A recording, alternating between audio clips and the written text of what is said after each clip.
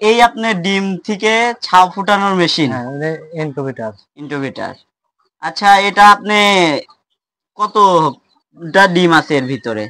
এখানে 800 ডিম ধরে। 800 ডিম ধরে।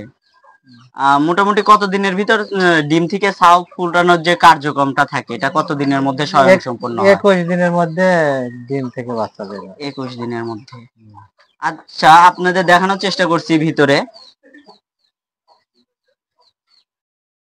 এটা ডিম। এটা 21 দিন পরে এটা থেকে ছাউ অর্থাৎ ছানা বের হবে। আর এটা মিটার, ডিজিটাল মিটার। এখানে ফ্যান একটা আছে আর বাল্বও আছে। আর এখানে পানিও আছে, যেটা নির্দিষ্ট পরিমাণে একটা ছায়ের ফুটার জন্য যতটুকু পানির প্রয়োজন বা আর্দ্রতার প্রয়োজন সেটা স্বয়ংসম্পূর্ণ।